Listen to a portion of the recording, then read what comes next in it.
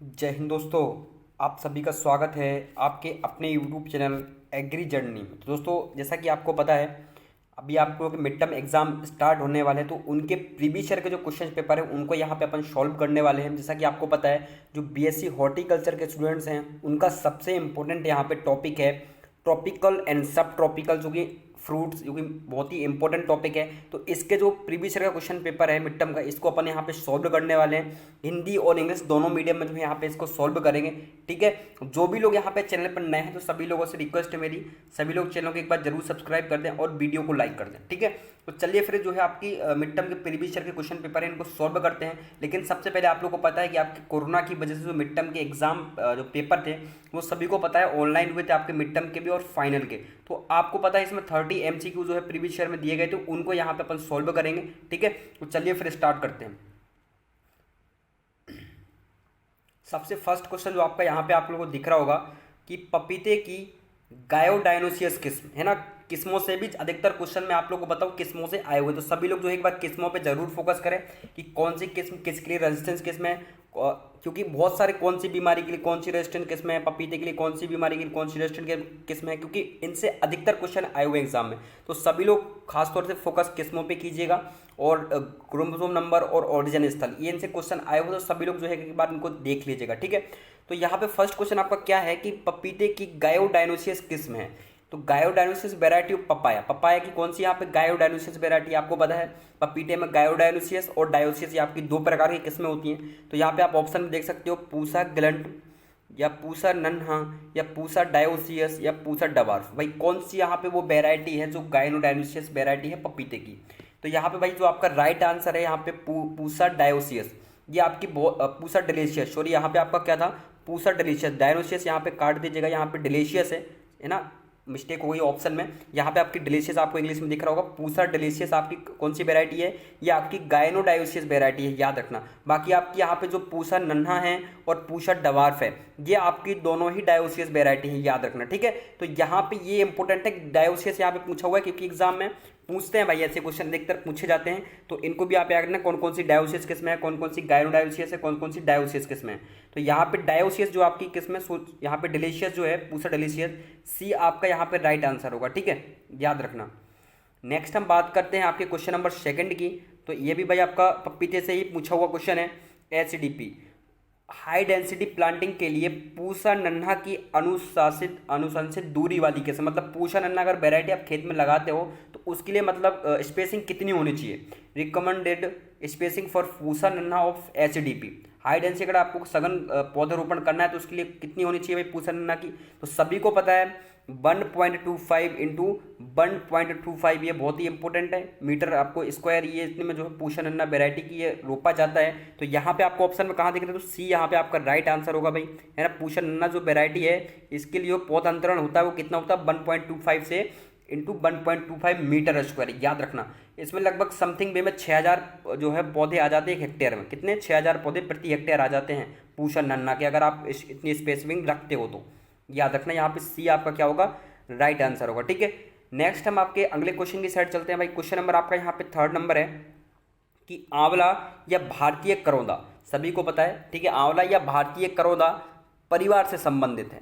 किस कौन सी फैमिली यहाँ पे आपकी आंवला की, और इंडियन गुजबेरी जिसको अपन बोलते हैं जनरली इंडियन गुजबेरी किसको बोलता जाता है, आंवले को इंडियन गुजबेरी बोलते हैं।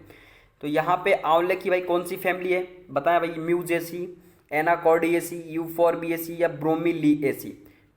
यहाँ से जनरली फैमिली से भी क्वेश्चन आते हैं, तो फैमिली भी जो है आपको याद रखनी है। म्यूजेसी सभी को पता है, यहाँ पे सबसे इंपॉर्टेंट आपका बनाना मूसा पेरिडीसी का, यहाँ पे केला जो है आपका म्यूजेसी फैमिली में आता है। एनाकॉर्डियेसी में सबको पता है, बहुत ही इंपॉर्टेंट आपका आम, काजू वगैरह, पिस्ता वगैरह, ये सभी आपके किस में आते हैं, एनाकॉर्डियेसी में। और यहाँ पे जो आंवला पूछा हुआ है, तो आंवला यहाँ पे आपका किस में आता है, यूफोर्बिएसी में। तो यहाँ पे राइट आंसर क्या होगा आपका, सी आपका यहाँ पे राइट आंसर होगा। जो यूफोर्बिएसी है इसमें आपका जो है आंवला आता है, याद रखना सभी लोग। और ब्रोमीलिएसी में आपको पता है अनानास जो आपका ब्रोमीलिएसी में आता है। नेक्स्ट यहाँ पे हम बात करते हैं, बहुत ही इंपॉर्टेंट क्वेश्चन है भाई ये आपका क्वेश्चन नंबर 4। ऐसे क्वेश्चन भी एग्जाम में देखिए ओरिजिन स्थल भी पूछा हुआ है, तो मैंने आपसे बताया था कि इनको आप जरूर एक बार पढ़ लें सभी के। तो एशिया माइनर यानी कैप्सियन और काला सागर किसके लिए उद्गम का केंद्र माना जाता है भाई, उत्पत्ति स्थान किसका है जहाँ पर कैस्पियन और काला सागर, तो किसका ओरिजिन सेंट्रल माना जाता है, तो अमरूद का, पपीता का या अंगूर का या यहाँ पे नींबू यानी सिट्रस का, किसका यहाँ पे ओरिजिन स्थल माना जाएगा? तो क्वेश्चन नंबर 4 का यहाँ पे अगर राइट आंसर की हम बात करें तो अंगूर, आपको पता है अंगूर का जो ओरिजिन स्थल माना जाता है भूमध्य सागरीय क्षेत्र, सभी को पता है ना, क्या बोलते हैं भूमध्य सागरीय जो आपका क्षेत्र है वो अंगूर का उत्पत्ति स्थान यानी ओरिजिन स्थल माना जाता है। तो यहाँ पे आपका राइट आंसर होगा अंगूर का, ठीक है, याद रखना। बाकी आपको सभी का तो पता ही पता है, पपीते का भी आपको पता है क्या है, और नींबू का आपको पता है चाइना वगैरह, ये सभी नींबू के, संतरा हो गया आपका चाइना ओरिजिन स्थल माना जाता है। तो ये आपको इनका सभी का जो है एक बार ओरिजिन स्थल भी सभी को पढ़ लेना है, ठीक है। यहाँ पे सी आपका राइट आंसर होगा। नेक्स्ट यहाँ पे हम आपसे बात करते हैं आपके अगले क्वेश्चन की, क्वेश्चन नंबर आपका 5 यहाँ पे सभी को दिख रहा होगा, ठीक है। बडिंग देखिए, एनआर्चिंग से भी क्वेश्चन आए हुए हैं, बडिंग। तो यहाँ पे हम बात करते हैं क्वेश्चन नंबर 5 की, यह प्रमुख अनार उगाने वाली क्षेत्रों के लिए अनार की लोकप्रिय प्रजनन विधि है। मतलब अनार को अगर उगाने के लिए तो कौन सी विधि जो है लोकप्रिय है जिसका उसको प्रोपेगेशन किया जा सकता है? Is the popular propagation method of pomegranate in major pomegranate growing areas. मतलब जो प्रमुख अनार के उत्पादन वाले क्षेत्र है वहाँ पे कौन सी ऐसी जो अनार की मेथड यानी विधि प्रोपगेशन की जो बहुत ही प्रचलित है? तो ऑप्शन आप देख सकते हो, एनआर्चिंग, बडिंग, एयर लेयरिंग या ग्राफ्टिंग। तो सबसे इंपॉर्टेंट क्या अनार में क्या आप लोगों को पता है सबसे इंपॉर्टेंट क्या है? Year layering. यहाँ पे सी आपका राइट आंसर होगा। जो अनार के प्रमुख उत्पादन वाले क्षेत्र, जैसा कि आपको पता है अनार सबसे ज़्यादा कहाँ पे होता है? महाराष्ट्र में आपका जो है सबसे ज़्यादा लोकप्रिय क्षेत्र माना जाता है अनार का। तो अनार के जो है अधिकतर जो मेथड चलती है महाराष्ट्र वगैरह में प्रोपोगेशन की, वो यहाँ पे ईयर लेयरिंग चलती है। तो सी आपका जो है यहाँ पे राइट आंसर हो जाएगा, ठीक है, याद रखना। बाकी आपको एनआर्चिंग वगैरह सभी को पता है, ग्राफ्टिंग आम में बहुत फेमस है आपकी ग्राफ्टिंग। यहाँ पे 6 नंबर क्वेश्चन आप देख सकते हो, पॉलीएम्ब्रोनिक रूट स्टॉक ऑफ मैंगो, यानी रूट स्टॉक से भी क्वेश्चन पूछे जाते हैं। मूल ग्रंथ जिसको अपन हिंदी में क्या बोलते हैं? मूल ग्रंथ, आप सभी को पता है, ठीक है। तो मूल ग्रंथ से भी क्वेश्चन आते हैं। आम का मूल ग्रंथ आपको याद होना चाहिए कौन कौन से हैं, जैसे और अमरूद का कौन सा है मूल ग्रंथ, तो ये मूल ग्रंथ भी आपको याद होना चाहिए, इनसे क्वेश्चन आते हैं। तो यहाँ पे पूछा हुआ है कि पॉलीएम्ब्रोनिक मतलब बहुभुर्णीय जो मूल ग्रंथ है, यहाँ पे मैंगो का क्या नाम है, मतलब किसके लिए जो है उपयोग किया जाता है? तो ऑप्शन आप देख सकते हो, रुमानी, निरंजन, चंद्रकरण या बंगनपल्ली। कौन सी यहाँ पे वेराइटी जिसमें जो है आम की पॉलीएम्ब्रोनिक रूट स्टॉक पाया जाता है? तो क्या होगा यहाँ पे राइट आंसर? तो यहाँ पे होगा सी राइट आंसर, चंद्रकर्ण। तो चंद्रकर्ण आपकी वेराइटी, इसमें क्या होता है बहुभुर्णीय जो है रूट स्टॉक पाया जाता है। मूल ग्रंथ जो है कैसा होता है? बहुभुर्णीय होता है। और इंपॉर्टेंट क्वेश्चन भी है ये, ठीक है, याद रखना।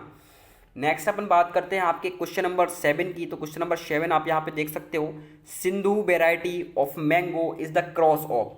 जो आम की सिंधु वैरायटी है किसका संकरण से जो है इसको विकसित किया गया है? तो सभी को पता है सिंधु की जो एक वैरायटी है इसको किस किस के क्रॉस से विकसित किया गया है? तो आपको पता है क्वेश्चन नंबर 7 में रत्ना और अल्फांसो।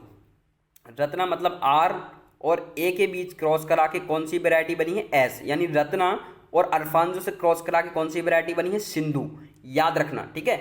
सिंधु बहुत ही फेमस वैरायटी आम की। और बाकी आपको सभी को पता है आम का ये क्रॉस, याद रखना सभी लोग कौन सी वैरायटी से मिलकर कौन सी वैरायटी, बिल्कुल क्वेश्चन आते ही आते हैं और पूछते ही पूछते एग्जाम में, ठीक है।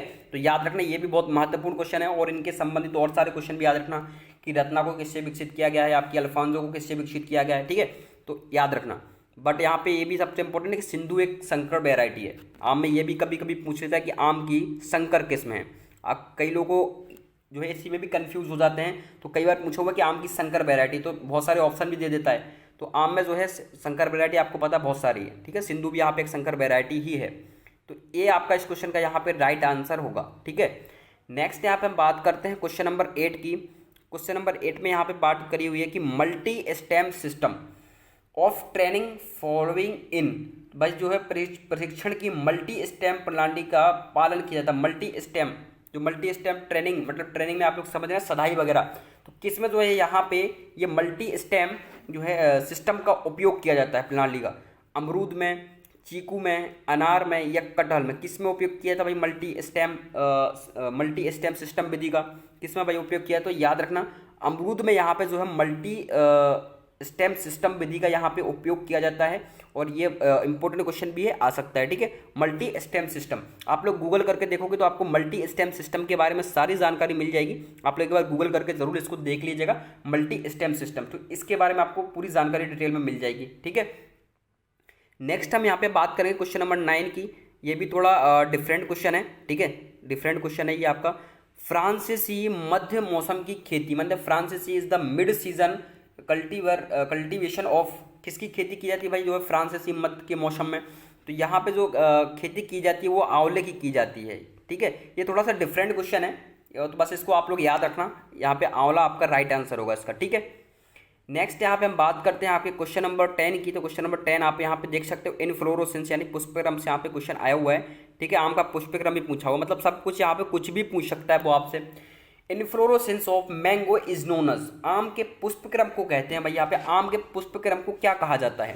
पेनिकल कहते हैं, कैटकिन कहते हैं, रेशिम कहते हैं, क्या बोला जाता है भाई आम के पुष्पक्रम को? सभी ने जो है अगर स्टडी ऑफ फैमिली वगैरह पढ़े होंगे तो बिल्कुल रेसिज्म के बारे में, कैटकिन के बारे में सभी ने सुना होगा, पेनिकल के बारे में। तो उसी प्रकार से यहाँ पे आम में जो इन्फ्लोरेसेंस कौन सा पाया जाए, तो यहाँ पे आम में जो इन्फ्लोरेसेंस यानी पुष्पक्रम होता है वो होता है यहाँ पे क्या होता है? रेसिज्म, ठीक है, याद रखना। जो रेशिम आपका यहाँ पे पुष्पक्रम होता है, इन्फ्लोरेसेंस होता है, वो यहाँ पे सी होता है। मतलब आम में जो है रेसिशियम नाम जो है पुष्पक्रम कहते हैं, आम के पुष्पक्रम को क्या कहते हैं?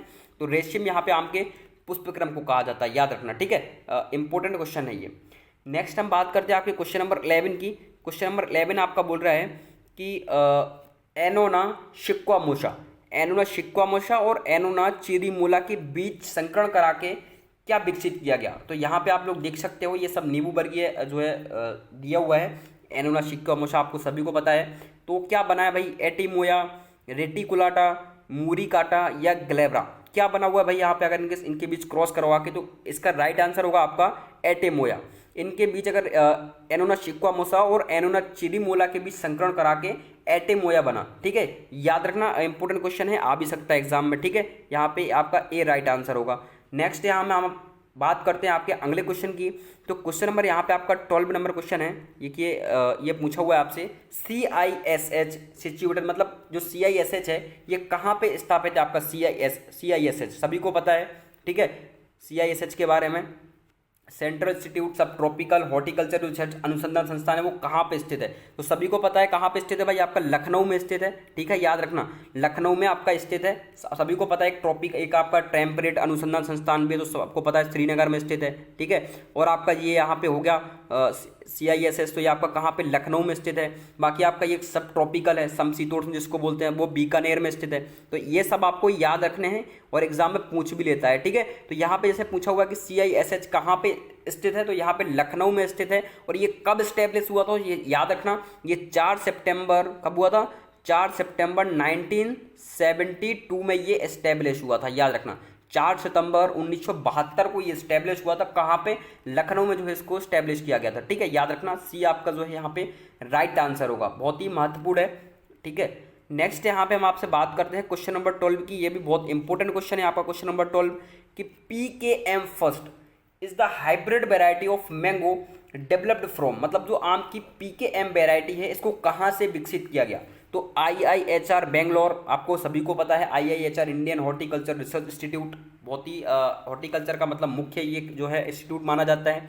IARI ये आपका न्यू दिल्ली में है, और FRS ये तमिलनाडु में है, और आपका जो है RFRS तो ये आपका कहाँ पे इंस्टीट्यूट है? महाराष्ट्र में। तो जो आम की PKM वेराइटी है इसको कहाँ से विकसित किया गया? मोस्ट इंपोर्टेंट क्वेश्चन है भाई, याद रखना। यहाँ पे जो विकसित किया गया FRS जो आपका तमिलनाडु में स्थित है, पेरियनकुलम में, तो यहाँ पे जो है जो आम की PKM वेराइटी है, हाइब्रिड वेराइटी है, इसको वहाँ से विकसित किया गया, याद रखना। बहुत ही इंपॉर्टेंट क्वेश्चन है। और सबसे इंपॉर्टेंट बात यहाँ पे ये है, जो PKM वेराइटी है ये हाइब्रिड तो है, बट किस किस के क्रॉस से जो है इसको विकसित किया गया था? तो याद रखना, इसको रूमानी, आपने सभी ने आम की बहुत ही फेमस वेराइटी आपकी रूमानी, उभयलिंगी फूल आते हैं, सभी को पता है ना। आम की जो रूमानी वेराइटी है इसमें उभयलिंगी फूल आते हैं। तो आम की जो रूमानी वेराइटी है, रूमानी वेराइटी और एक और आपकी वेराइटी है कौन सी? नीलम, इनसे क्रॉस करके जो है आम की PKM नाम की जो ये वेराइटी है इसको विकसित किया गया। आम की बहुत ही फेमस वेराइटी आपकी PKM, तो रूमानी और नीलम में क्रॉस कराया तब जाके आम की PKM वेराइटी विकसित हुई। तो कहाँ से विकसित हुई? FRS पूरी पेरिकुलम तमिलनाडु से जो है इसको विकसित किया गया। तो सी आपका जो है यहाँ पे राइट आंसर होगा, याद रखना, मोस्ट इंपोर्टेंट क्वेश्चन है ये भी, ठीक है। नेक्स्ट यहाँ पे हम बात करते हैं आपके क्वेश्चन नंबर 14 की। तो ये तो बहुत बेसिक क्वेश्चन है, बहुत ही फेमस क्वेश्चन माना जाता है भाई। हैन और चिकन ये एक प्रकार का शारीरिक विकार है। हैन and chicken is the physical disorder, तो किसका भाई ये शारीरिक विकार है आपका हैन और चिकन? आप सभी को पता है कि हैन एंड चिकन में क्या होता है, अंगूर का बहुत ही फेमस शारीरिक विकार है। सभी को पता है कि अंगूर में बहुत बड़े बड़े अंगूरों के बीच कहीं कहीं आपने देखा होगा छोटे छोटे अंगूर भी मिलते हैं, छोटे छोटे अंगूर लगे रहते हैं अंगूर के गुच्छों में, तो वो उनको हैंड एंड चिकन डिसीज ही हो जाता है, मतलब ये रोग हो जाता है फिजिकल डिसऑर्डर। छोटे छोटे अंगूर होते हैं वो खट्टे हो जाते हैं, तो ये जो है हैंड एंड चिकन के कारण ही होता है। तो यहाँ पर राइट आंसर क्या होगा, अंगूर में बहुत ही फेमस माना जाता है आपका हैंड एंड चिकन, बहुत ही इंपॉर्टेंट है, याद रखना। और ये सारे विकार आपको पता है बोरोन की कमी से होता है ना, सभी को पता है अंगूर में बोरोन की कमी से क्या कौन सा शारीरिक विकार हो जाता है, तो यहाँ पे हैंड एंड चिकन जो है आपका ये शारीरिक विकार हो जाता है, याद रखना सभी को। बाकी आपको पता है संतरे में ग्रेनुलेशन डिसीज आपकी होती है, पपीते में बहुत सारे आपके डैम्पिंग ऑफ वगैरह आपने सभी ने सुना होगा, नर्सरी में बहुत डेंजर डिसीज मानी जाती है। केले का बहुत इंपॉर्टेंट है सिगाटो का, सभी ने पनामा बिल्ट है, सभी ने इसके बारे में सुना होगा, तो इनको भी एक एक बार देख लीजिएगा कि आपका सिगाटो का किससे फैलता है, पनामा बिल्ट किससे फैलता है, संतरे में ग्रेनुलेशन किससे होता है, तो ये चीज़ें भी आप देख लीजिए क्योंकि एग्जाम में पूछ सकता है, ठीक है। नेक्स्ट यहाँ पे हम आपसे बात करेंगे क्वेश्चन नंबर 15 की। तो क्वेश्चन नंबर 15 आप देख सकते हो बहुत ही फेमस है, सभी ने इसके बारे में सुना होगा जिनने भी हॉर्टिकल्चर पढ़ी होगी, कि काला पत्ती and cricket ball is a popular commercial variety of, किसकी वेराइटी है भाई, सबसे लोकप्रिय व्यावसायिक वेराइटी है ये दोनों, तो किसकी भाई यहाँ पे कमर्शियल वेराइटी है, ये आंवला की, चीकू की, सीताफल की यानी कस्टर्ड एप्पल की, या अनार की, किसकी फेमस वेराइटी है भाई यहाँ पे, काला पत्ती और क्रिकेट बॉल। तो सभी को पता है यहाँ पे चीकू, एक्कर, सपोटा, इसकी बहुत ही फेमस वेराइटी आपकी कौन सी, काला पत्ती और क्रिकेट बॉल, ये दोनों बहुत ही पॉपुलर और कमर्शियल वेराइटी हैं। तो याद रखना यहाँ पे राइट आंसर क्या होगा, यहाँ पे बी आपका राइट आंसर होगा, ठीक है, ना कि सी, गलती से टाइप हो गया था, बट यहाँ पे राइट आंसर आपका क्या होगा, चीकू। एक्कर सपोटा की बहुत ही फेमस वेराइटी है ये काला पत्ती और क्रिकेट बॉल, है ना, बहुत लोकप्रिय वैरायटी भी है। आप लोगों को पता है कि चीकू में कितने क्रोमोजोम नंबर होते हैं, 26 यहाँ पे चीकू में क्रोमोजोम नंबर होते हैं, याद रखना, पूछ सकता है एग्जाम में, 26 क्रोमोजोम नंबर होते हैं चीकू में, ठीक है। नेक्स्ट हम यहाँ पे आपसे बात करें क्वेश्चन नंबर 16 की, कि सिगारेटो का, देखिए मैंने जस्ट अभी से आपसे बात की थी कि सिगारेटो का किसकी गंभीर बीमारी, तो सिगारेटो का यहाँ पे आपकी बनाना की बहुत ही, मूसा पेरिडिका की बहुत ही गंभीर बीमारी है सिगारेटो का, याद रखना, ठीक है। इससे क्या होता है कि बहुत ही छोटे छोटे फल हो जाते हैं और उपज बहुत कम हो जाती है। केले के जो फल होता है बहुत छोटे छोटे हो जाते हैं और फलों की उपज में बहुत भारी गिरावट आ जाती है सिगारेटोका की वजह से, तो है ना, तो याद रखना ये बहुत ही भयंकर बीमारी है जो केले की, है ना। यहाँ पे अपन बात करेंगे आपके क्वेश्चन नंबर 17 की, कि 2n बराबर 56 is a chromosome number of, मतलब 56 जो क्रोमोजोम गुणसूत्र हैं किसके होते हैं भाई, 2n बराबर 56 क्रोमोजोम नंबर। कटहल जिसको आपको पता है, जैक फ्रूट, कस्टर्ड एप्पल, बेर या बेल, किस में होते हैं भाई 2n बराबर 56 क्रोमोजोम नंबर। तो सभी को पता है यहाँ पे कटहल में जो है 2n बराबर 56 यहाँ पे क्रोमोजोम नंबर होते हैं, है ना। और यहाँ पे बेर में कितने होते हैं, तो बेर में आप लोगों को पता है 48 यहाँ पे आपके बेर में क्रोमोजोम नंबर होते हैं। बेल में भी आप लोगों को पता है कि यहाँ पे बेल में कितने होते हैं, तो बेल में यहाँ पे 2n बराबर 18 आपके यहाँ पे बेल में क्रोमोजोम नंबर होते हैं, याद रखना, ठीक है। और यहाँ पे कस्टर्ड एप्पल में कितने होते हैं, कस्टर्ड एप्पल में यहाँ पे 2n बराबर यहाँ पे 14 क्रोमोजोम नंबर यहाँ पे कस्टर्ड एप्पल में होते हैं। तो ये इनके चारों की याद रखना, एग्जाम में पूछ भी सकता है, इसलिए मैंने आप लोग को बता दिया, ठीक है। यहाँ पे राइट आंसर आपका ये यहाँ पे राइट आंसर होगा, ठीक है। नेक्स्ट हम आपसे बात करते हैं क्वेश्चन नंबर 18 नंबर क्वेश्चन के बारे में। यहाँ पे क्वेश्चन नंबर 18 बोल रहा है कि the Apple of tropics is also called, यानी ऊष्म कटिबंधी का सेवफल किसको कहा जाता है, ऊष्म कटिबंधीय क्षेत्र होता है उसका सेवफल किसको कहा जाता है। गवावा को बोलेंगे क्या, बनाना को, मैंगो को, या पपाया को, किसको यह जो है ऊष्म कटिबंधीय का सेवफल कहा जाता है। तो आपको पता है किसको बोलते हैं आप ऊष्म कटिबंधीय का सेवफल, तो यहाँ पे गवावा यानी अमरूद को, सीडियम गुहाजावा को ऊष्म कटिबंधीय का सेवफल कहा जाता है, याद रखना, इसको जो है ऊष्म कटिबंधीय क्षेत्र का सेवफल भी कहा जाता है, किसको, गवावा को, इंपॉर्टेंट है, याद रखना। बाकी आपको सभी को पता है कि आम को क्या बोलते हैं, पपाया को क्या बोला जाता है, इनके भी बहुत सारे नाम है, जैसे आम को आपको पता है फलों का राजा बोलते हैं आम को, है ना, और क्या बोलते हैं इसको, बाथरूम फल भी बोलते हैं, सभी को पता है, ठीक है, इसको बाथरूम फल भी बोला जाता है आम को, ये भी याद रखना।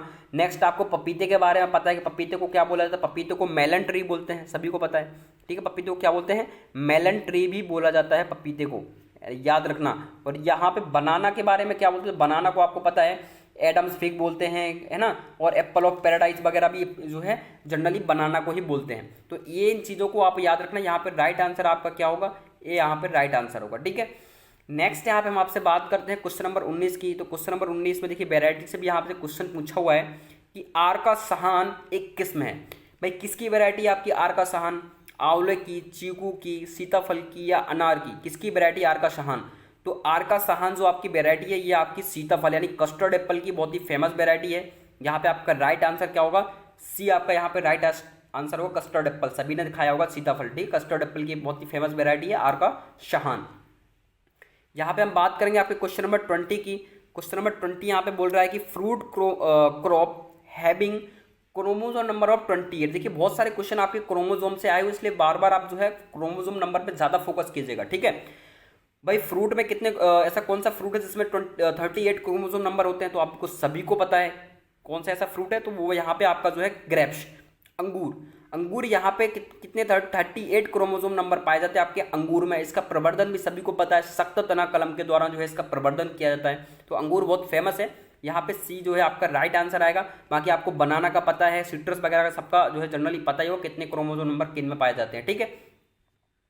नेक्स्ट हम यहाँ से आपकी बात करते हैं, ये भी बहुत फेमस अच्छा क्वेश्चन है, इंपॉर्टेंट भी है, कि जो आपका एनोपोलेडी 82 ये कैसा बोना रूट स्टॉक है। कैसा बोना रूट स्टॉक मतलब मूल ग्रंथ है। जैसे आप ये जस्ट अपने नाम के बारे में बात की, मूल ग्रंथ के बारे में, इसी प्रकार से ये आपका एलोपोलाइडी 82 ये कैसा डवार्फ यानी बोना मूल ग्रंथ है। तो निम्न में से मतलब किसके भंडार में मूल भंडार है, मतलब किसका जो है ये रूट स्टॉक मूल ग्रंथ है।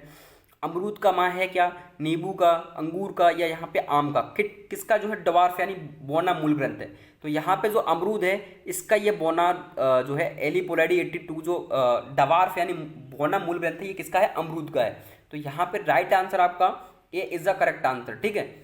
नेक्स्ट यहाँ पे हम आपसे बात करते हैं क्वेश्चन नंबर 22 की, कि this is the national fruit of Bangladesh. देखिए यहाँ से थोड़ा हटके क्वेश्चन आया हुआ है कि बांग्लादेश का राष्ट्रीय फल कौन सा है। तो बांग्लादेश का सभी को पता है कटहल, ठीक है। कटहल यहाँ पे आपका बांग्लादेश का राष्ट्रीय फल माना जाता है, याद रखना सभी लोग, बहुत ही इंपॉर्टेंट है ना, ये बहुत ही फेमस भी है ये बांग्लादेश का, क्योंकि ये थोड़ा डिफरेंट है कटहल, जैक फ्रूट। नेक्स्ट यहाँ पे क्वेश्चन नंबर 23 की हम बात करेंगे कि आर का अमूल्य किसकी संकर किस्म है। देखिए फिर भी यहाँ पे जो है वेराइटी से क्वेश्चन आया हुआ है कि आर का अमूल्य किसकी संकर किस्म है। तो यहाँ पे गवावा की, सीट्रस की, ग्रेप्स की, या मैंगो की, किसकी फेमस वेराइटी है भाई यहाँ पे, आर का अमूल्य। तो आर का अमूल्य यहाँ पे गवावा की बहुत ही फेमस वेराइटी है, याद रखना। अमरूद की आपकी बहुत ही फेमस वेराइटी है आर का अमूल्य, ठीक है। जो यहाँ पे आपको वेराइटी दी हुई है ना, ये कुछ स्पेशल इनके कैरेक्टर होते हैं, तभी यहाँ पे ये वेराइटी कुछ ना कुछ उनके स्पेशल कैरेक्टर होते हैं, या कहीं ना कहीं वो फेमस होती है वेराइटी, तभी उनको यहाँ पे एग्जाम में पूछता है वो। ऐसा कोई भी फालतू वेराइटी एग्जाम में नहीं पूछता। तो जो फेमस वेराइटी उनको आप एक बार जरूर देख लीजिएगा, ठीक है। यहाँ पे ये भी थोड़ा हटके क्वेश्चन आया हुआ है, थोड़ा समझने वाला है। यहाँ पे ट्रीटमेंट से आप समझिएगा कि बहार विनिमयन में प्रमुख अभ्यास है, मतलब बहार ऐसी, मतलब बहारों का उपचार करते हैं। जनरली आप लोगों ने सुना होगा कि जैसे कि अमरूद में बहुत सारी बहार आती है, मृग बहार, अम्बे बहार, हस्त बहार। तो यहाँ पे बहार अलग अलग आती है, और आपको पता है अलग अलग बहारों में फ्रूट का आकार, उनका स्वाद, सभी चीज़ें क्या होती है, डिफरेंट होती है। तो यहाँ पे उनका उपचार यानी ट्रीटमेंट भी किया जाता है। तो यहाँ पे पूछा हुआ है कि मतलब प्रमुख किस्में जो है ये बहारों में उपचार किया जाता है। तो आपको पता है आपकी 3 बहार आती हैं, किसमें, अमरूद में। तो यहाँ पे राइट आंसर आपका क्या होगा, ए यहाँ पे राइट आंसर होगा, क्योंकि अमरूद में 3 बहारें आती हैं, आप सभी को पता है, मृग, अम्बे और हस्त। तो इनमें जो है उपचार किया जाता है, डिफरेंट डिफरेंट फ्रूट आते हैं। तो इसलिए यहाँ पे सबसे इंपॉर्टेंट जो उपचार माना जाता है बहारों में करने के लिए, वो गुहाजाबा जो आपका है इसमें बहुत ही महत्वपूर्ण माना जाता है, ठीक है। नेक्स्ट यहाँ पे हम आपसे बात करें क्वेश्चन नंबर 25 की, कि डवार्फ। देखिए एक समूह दिया हुआ है, ये बनाना में अलग अलग समूह दिए होते हैं, आपको पता है अगर आप लोगों ने पढ़ा होगा। बनाना में अलग अलग समूह होते हैं, ए करके समूह होते हैं, ए बी समूह होते हैं, ए बी समूह होते हैं, और ए बी समूह होते हैं। ये आपके अलग अलग समूह होते हैं। तो केले की बोनी कैबेडिस किस्म किस समूह के अंतर्गत आती है। केले की एक बोनी किस्म है, आपको पता है कौन सी, कैबेडिस। ये कौन से जो है समूह के अंतर्गत आती है। जैसे आप लोगों ने पढ़ा होगा कि केले की एक रोबास्टा नाम की वेराइटी है, आप लोग सभी ने पढ़ा होगा, केले की एक रोबास्टा नाम की वेराइटी है। जैसे कि आपको पता है केले की एक रोबास्टा वेराइटी है, तो ये कौन से समूह के अंतर्गत आती है। तो ए आपके ए अंतर्गत ये समूह पाया जाता है, 3 बार ए। तो ए जनरली इसके अंतर्गत आती है, रोबास्टा। आपको पता है रोबास्टा बहुत ही फेमस आपकी वेराइटी है, खासतौर से लू के लिए। लू के लिए जो रेजिस्टेंस वेराइटी आपकी रोबास्टा, किसकी, केले की रोबास्टा वेराइटी है। ये खासतौर से लू चलती है या शीत चलते हैं, इनके लिए बहुत ही रेजिस्टेंस वेराइटी मानी जाती है। जैसे आपने एक और वेराइटी सुनी होगी केले की, पुबन वेराइटी के बारे में, ठीक है। पुबन भी बहुत फेमस वेराइटी है, बंची टॉप के लिए रेजिस्टेंस वेराइटी है, याद रखना। बंची टॉप के लिए अगर रेजिस्टेंस वेराइटी कौन सी है, तो पुबन यहाँ पे केले की बंची टॉप के लिए रेजिस्टेंस वेराइटी है, बंची टॉप और पनामा दोनों के लिए।